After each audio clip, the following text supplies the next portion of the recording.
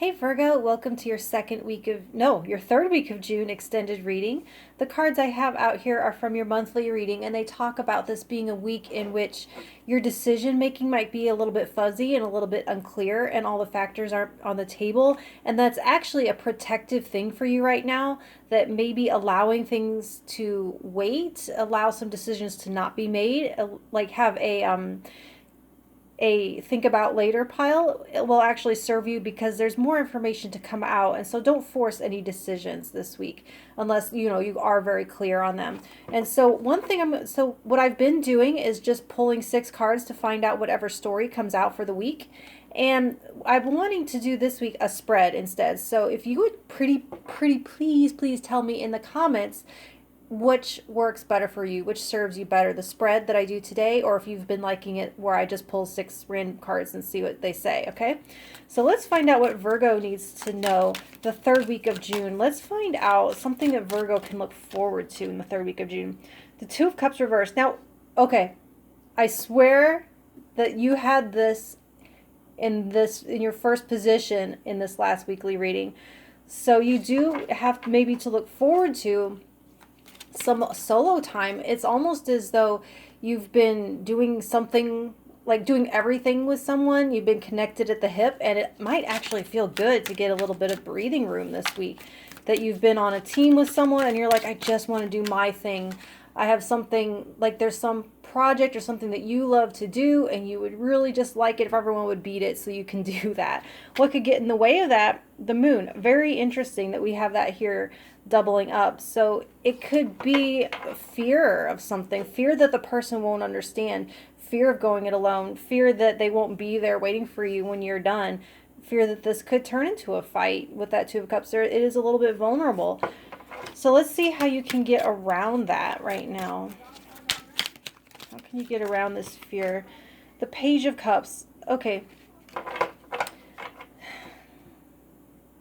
That's actually really nice. It's talking about there is trust here. There is having to trust in your partner to take care of themselves, having to trust that there's a bigger picture, honoring your calling as part of the greater the picture. So I'm sorry, the words are coming out a little weird. But there's a sense here to where you have to follow your heart through this, because like I said, information and unknowns, there are unknowns in the information in terms of like the facts, and you might need to follow your heart around these fears, trust your heart around these fears, and like not give in. Trust that things are protected. Does that make sense? I don't feel like saying much more than that. Follow your heart around it. Follow your heart through it. So what you can release at this time, the Seven of Cups: illusions, fantasies, worries, what ifs. I feel like they just want you to stay grounded in the present. Stay with what you know. Stay in an energy of trust. And you have grace as your overall energy. So there's grace for you while you don't charge ahead. There's grace for you while you be like, I just need some time to think. I just need some time to myself. It looks like your partner is having grace for you. It looks like the universe is having grace for you. And you have to have grace for them. There is something in that Page of Cups that tells me they might need a little check-in. Let's see what it is that you need to embrace at this time. The Four of Pentacles in reverse. So embrace receiving. This is opening up to receiving. So it's not so much a closed off embracing energy. It's actually opening up to receive. So open up to receive grace from your partner, since we were talking about grace. And I don't normally stick with like this, everything being around your partner energy, but Two of Cups in this first starting position does tell me that this does affect another person. There's another person involved that is absent, or not absent, but separated out from your equation this week. So they're not forgotten. They're still on your mind, and you're still on theirs, even while you take some time to yourself. So open up to receive guidance. Open up to receive their love and trust. Open up to receive emotional clarity, synchronicities. Open up to receive some fulfillment and regeneration and rejuvenation. Open yourself to receiving guidance through the dark, through other means than you're used to.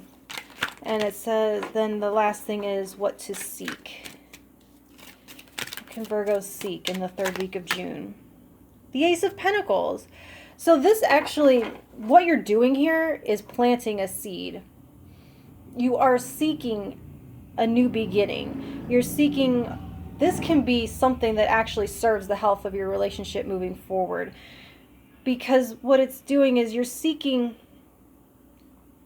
a new habit, a new way to ground yourself, a new way to retain balance, a new way to maintain balance.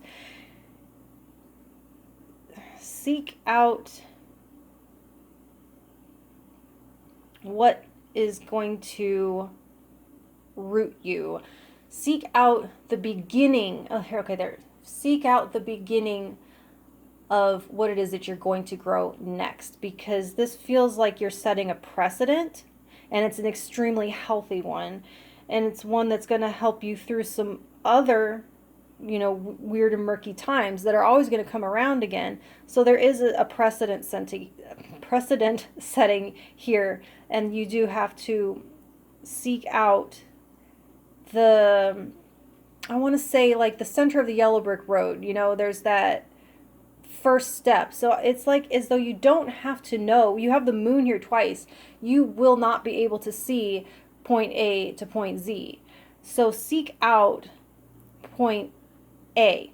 Find out where you're starting, and then by the light of your heart, you will find step 2, and so on and so forth. So yeah, they're asking you to seek out only step 1.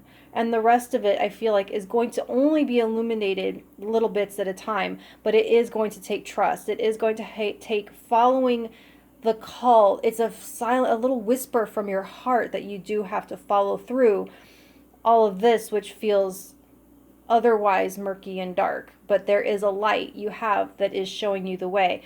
And that's the other thing about this 2 of Cups.